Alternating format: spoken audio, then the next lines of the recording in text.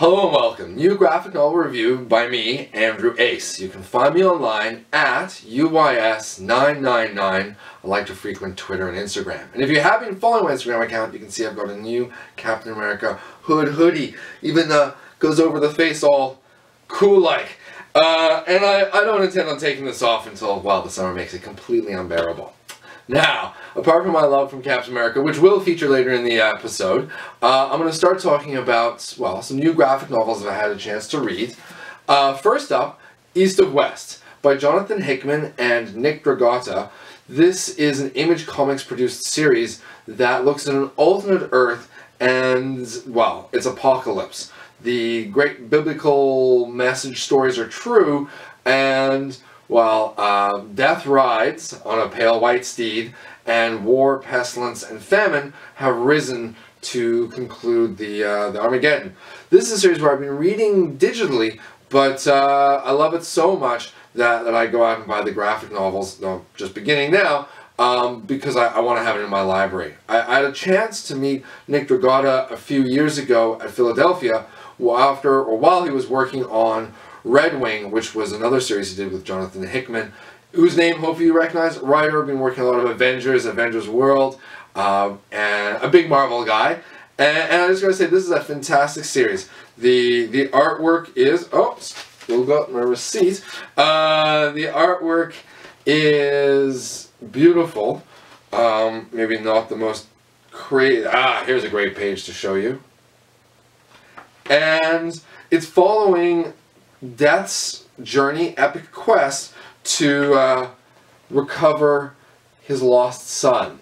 So Death has a child and is looking to reclaim it from the hands of all these monsters who believe that child is going to be the great beast, the beast of Babylon, the beast that ends the world. So if you're looking for a fantastic, not having to read a lot of other series, great standalone, East of West. That back in there. Next up, I've been finally catching up on my Batman Incorporated. This is obviously stuff that's come out a while back. I was reading this in the issues, and it kind of got cut short a bit by the New 52 launch, but was so well received, and with Grant Morrison playing such a large role as a writer, as a creator, in the New 52 revamp that occurred a couple of years back, they kept it going with only a few minor changes, and you see it here. The first volume, Demon Star. So I mean, this first book, Grant Morrison's the writer, and he'd been working on everything Batman related. Some big ones obviously are he started with Batman and Son, launching Damian as a character. Also did Batman Rip, which saw the death of Batman. And he's known for his weird labyrinthian stories that are often, I think, best read in a graphic novel where you're not picking up each thread month after month, and if you're like me, maybe reading 40 or 50 comic books in between, and instead you can just sit down and enjoy it, because he is a fantastic writer. He works with, on this, a number of different artists. Yannick Paquette, someone I know, Canada, along with Chris Burnham, who goes on to be pretty much the sole artist for this book, and I really have enjoyed seeing his art. Very dynamic, very forceful. He's got these larger-than-life characters, sort of really exaggerates, but brings out the superhero aspect of the stories, which is good, because these tales are very dark, a bit twisted. This is, one of Batman's detective-type stories, where you're trying to follow the clues to figure out who is ruling or running this organization called Leviathan. And as I mentioned, it does feature a number of different artists. You can see here something done akin to those early 90s digital styles when comics were first being computerized, and this was a new wave of art. But you've also got more traditional material. Skip to the beginning. You've got Yannick Paquette. This is just absolutely beautiful work, and the story is definitely worth picking up. It stands a bit outside the rest of the Batman stories or the Batman titles, which I actually like, because that way I'm not trying to also follow detective Batman, Batman Robin, all the different comics that obviously are part of the Bat family. The follow-up, after the New 52 change, like I said, there's not much that really disrupts the story. You know, you do lose Oracle from, well, being Oracle, and now she's being returned as Batgirl. And you don't really see her featured here, nor much on Batwoman, who had played a larger component in that storyline. And again, I think, though, that doesn't necessarily hurt it so much, if only because, you know, they're trying to make this rather crazy, rather, as I said before, labyrinthian storyline fit into one title, where, you know, these days an event like this would normally play out across 4 or 5 titles each month, a number of different writers, but also giving you, you know, a greater chance to sort of expand, to breathe, to incorporate other characters. And all of this, of course, is leading up to, because Volume 2 is already out, Volume 3 is already out, I'm reading Volume 2, and spoiler, the death of Robin, the death of Damian. Though, spoiler, I believe he comes back. I have been trying to avoid that on the internet, and just enjoy the storylines as I catch up on them. I've been sitting in my library for a little bit, and I've been sort of amiss not having already read it. So, continuing, my love of Captain America, this is reprinting some of his earlier work from the 1980s, or earlier stories from the 1980s. The work is by J.M. DeMatteis, Bill Montello, Michael Ellis, Mike Carlin, Ron Friends, Herb Trimpe, Paul Neary. There are a number of different creative teams that were sort of bouncing around on the Captain America series at the time. As I mentioned, it collects from issues number 290 to number 301, and these took place, I said the early 80s, 84, 85. This was a little bit before I found the title, but then were issues I found very quickly as I started doing bin hunting, you know, tender age of 12. And it had, at the time, the big face-off between Captain America and his arch-nemesis, the Red Skull, who, and I don't want to give too much away, but is aging and wants to die locked in this immortal battle embrace with Captain America. A little bit weird, but you know, he's a crazy evil genius, and he wants to go to the grave, still fighting his great nemesis, Steve Rogers as Captain America.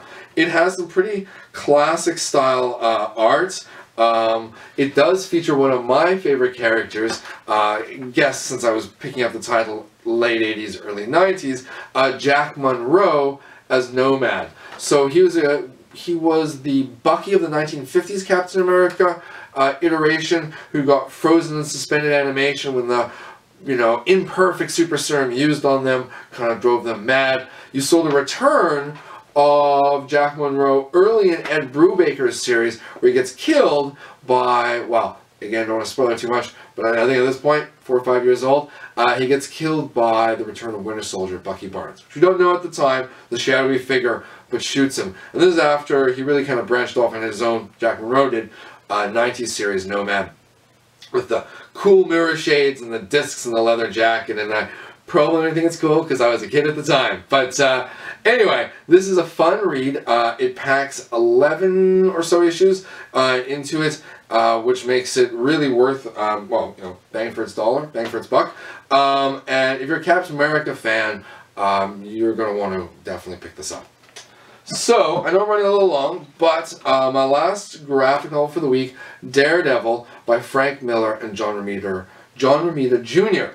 This is the book that is supposedly a big driving force of the Netflix show, which is why I picked it up. I'm a Daredevil fan. I can't say that I've read all of their work, all of his material. I definitely have a bit of a backlog from both Bendis and Brubaker's time on the title, so I like to follow writers, and so I picked up those graphic novels. But, I mean, Frank Miller, this is, again, when did this come out? I want to say early 90s. This was definitely him at the top of his game. And, of course, I'm still looking. There we go. Sorry. 93, 94. Frank Miller at the top of his game. Sin City. There's also been this sort of darkening of comic book characters. So you've seen John Romita Jr. either just come off or about to go on to Punisher War Journal. You know, you got Ghost Rider and Wolverines in every book. And so they wanted to both explore the backstory of Matt Murdock, of Daredevil, but given a more urban, modern feel, given that, I mean, even by the early 90s, these were characters who were getting on 30 years old. They do a marvelous job. Like I've said before, I'm not always a fan of John Romita Jr.'s artwork. I've often found it a bit scratchy and loose for my own personal subjective taste. But this is the kind of material that makes me eat my own words, because it's fantastic. I mean, you know, I've also said I liked his work on Kick-Ass because I feel it gave it a rough but realistic edge. And you can feel that again here. Matt Murdock, for all of his ninja-trained stealth abilities thanks to Stick, they don't give away too much of Stick's background in the story, just that he's played a role in Daredevil being, Matt Murdock being trained into becoming Daredevil, that this is still a human being. This is a human being who's undergone rigorous training, incredibly disciplined. That discipline cuts two ways. He's a superhero, but he's also, well, a lawyer, and he's used that discipline to, you know, even though he's blind, you know, bring his law career forward until by the end of this book, him and his buddy Foggy Nelson are branching off into their own law firm, their law practice. This also features early, his relationship with Kingpin and battling organized crime, and also features his big love interest, early love interest, Elektra, and how they first met. And I gotta say that I'm not sure, I don't think this necessarily contradicted what I knew, but I didn't realize, I guess when I was younger, reading a lot of their encounters, that they'd had this sort of pre-superhero romance. I'm not sure if that was something that Frank Miller wrote in, or just sort of, found a thread and brought to the fore. But I mean, any which way, it makes for a great story, and it's really got me psyched for the upcoming Netflix Daredevil show, which is, like I said, supposed to be drawing upon this as a starting resource. So, guys, I hope you had a fun March break if you were off. My wife's a teacher, so we took a little time to relax. Or if it's just a Monday and you're back at work, log on, let me know what graphic novels maybe you want to see me review in the future, or what you thought of these, your own tastes and opinions. So, alright guys, catch you later.